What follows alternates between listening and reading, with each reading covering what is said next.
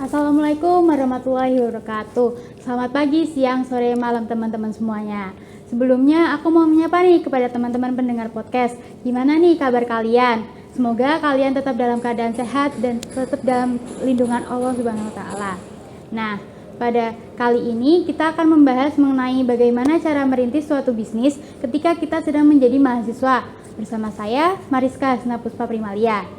Tentunya di sini saya tidak sendirian, saya ditemani oleh Kak Ahmad selaku narasumber kita dari Raja Digital Partner. Nah, halo Kak Ahmad, gimana nih Kak kabarnya? Ya, halo Mbak. Alhamdulillah, baik-baik, sehat. Nah, mungkin dari Kak Ahmad bisa memperkenalkan diri dulu nih kepada teman-teman. Ya, halo. Nama aku Ahmad Mubasir Ramadhani, tapi panggilannya Karim. Aku dari jurusan Administrasi Bisnis angkatan 21. Nah, mungkin kesibukan Kakak saat ini apa nih Kak? Kesibukanku sekarang ada kuliah, kemudian ada organisasi juga, bisnis, sama ada kegiatan lain-lain juga. Nah, kalau boleh tahu nih Kak, Raja Digital Partner ini dirintis sejak kapan ya Kak? Oh ya, jadi ini mulai dirintis dari bulan Juli tahun 2001, waktu pertama-tama libur corona, Pak, sebelum lulus SMA. Nah, Raja Digital Partner ini merupakan bisnis kakak pribadi atau bekerja sama dengan pihak lain nih Kak? Oh, ini jadi kita kerjasama sama teman-teman dulu waktu SMA. Jadi waktu liburan kan daripada gabut ngapain, ya udah kita rintis bisnis gitu. Nah, jadi teman-teman sekarang udah pada pindah-pindah. Jadi udah ada yang di Malang, Solo, Semarang, sama di Jogja juga. Oke, mungkin kan teman-teman podcast ini belum pada tahu nih Kak, Raja Digital Partner ini bisnis yang seperti apa sih Kak? Oh, jadi bisnis kami itu ada 3 layanan, Mbak. Pertama ada website development, terus yang kedua ada desain grafis.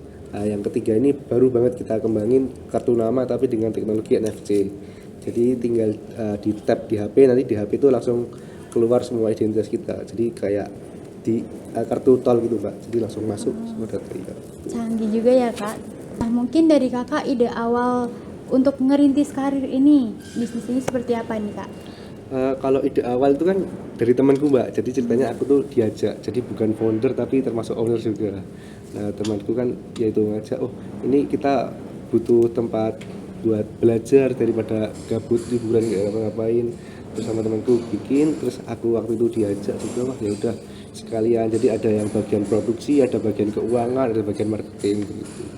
Untuk kendala serta permasalahan yang Kakak alami selama berbisnis ini apa aja ya Kak kira-kira? Oke, kendala. Jadi kan tadi kan udah aku sebutin kan, Mbak, yang timku dari banyak kota. Nah, jadi tentunya masalahnya itu tentang pengawasan. Jadi, oh ini siapa ngerjakan apa dan gimana kan kita nggak tahu. Nah, itu salah satu kendala kita. Terus kita kan juga bisnis kan baru pemula juga kan, Mbak. Jadi kita butuh mentor. Nah, kita tuh dari dulu cari mentor tuh nggak ketemu. Jadi itu kendala kita sih. Nah, dari kendala-kendala itu mungkin cara mengatasi dari Kakak seperti apa Kak? Kalau cara atasi kita kan tadi permasalahan dengan SDM ya, Mbak. Nah, itu untungnya di mata kuliahku tuh ada matkul manajemen SDM, jadi kebantu banget. Terus yang mentor tadi alhamdulillah udah nemu sih kayaknya. Insya Allah Pak dosen siap jadi mentor. Dosen dari jurusan Kakak? Iya betul.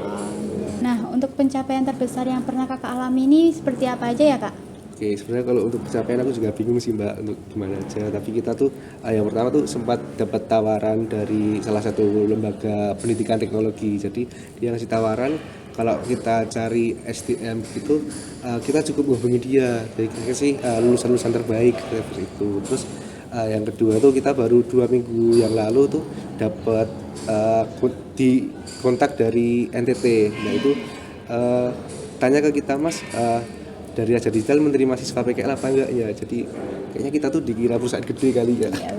Ya, terus yang akhir-akhir banget nih promosi-promosi kita, terus gambar-gambar yang kita bikin, video yang kita bikin, produk yang kita bikin tuh ditiru sama orang gitu, bahkan ada yang ngambil persis gitu, Mbak. Nah itu kenapa kok aku seneng kayak gitu, kenapa kok aku seneng karena kalau ada orang yang ngelakuin itu ke kita kan berarti produk-produk kita kan dianggap potensial, dianggap menjanjikan sama orang itu gitu.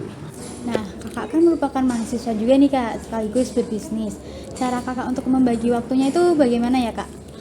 Oke, Pak. Jadi dulu tuh masalahku banget nih dulu. Karena aku juga kuliah, terus bisnis tuh dulu gak cuma satu, terus organisasi juga banyak banget kan. Aku tuh dulu bingung, Mbak, ini gimana. Terus akhirnya aku bisnis tuh yang aku ambil yang paling menguntungkan kok, menguntungkan. Terus yang lainnya aku tinggalin. Terus organisasi juga aku pikir ini kayaknya beberapa nggak worth it nih, terus aku keluar. Jadi dari situ nih aku mulai ternyata waktuku tuh bisa aku maksimalin gitu. Mungkin dari kakak ada nggak nih kak tips-tips untuk mahasiswa yang ingin merintis ataupun sedang merintis suatu usaha mereka? Oke, pesanku ya, jadi mulai aja dulu bisnis, terus trial and error dan learning by doing. Ya, jadi menurutku bisnis itu kayak olahraga renang. Kita nggak bisa cuma belajar teori toh, oh ini gaya apa, terus gimana bla bla bla bla gitu. Jadi harus sekalian nyebur ke kolam. Jadi sekalian bisnis, dari situ nanti kita belajar sendiri, karena teori itu juga sebenarnya nggak semuanya benar sama yang di praktek gitu. Nah, mungkin dari kakak bisa nih promosikan bisnis kakak ke teman-teman semuanya. Oke, boleh. Jadi buat teman-teman yang pengen bikin website bisa langsung hubungi kita atau mampir dulu ke rajadigital.id. Nanti lihat-lihat portofolio, di sana banyak klien-klien kita dari perusahaan ekspor. Terus kalau yang masih bingung, Tapfirst itu apa, kartu nama dengan NFC itu apa, juga bisa langsung mampir ke tapfirst.id gitu. Nah, mungkin dari kakak ada nggak nih kak closing statement untuk teman-teman semuanya? Oke, buat teman-teman, terus-teruslah trial and error, nggak usah nunggu sempurna, tetap terus learning by doing. Nah, terima kasih nih kepada Kak Ahmad yang udah mau meluangkan waktunya untuk sharing kepada teman-teman terkait bisnis kakak. Nah, semoga teman-teman juga dapat termotivasi dari Kak Ahmad untuk ikutan berbisnis juga. Mungkin sekian dari saya, kurang lebihnya mohon maaf. Wassalamualaikum warahmatullahi wabarakatuh.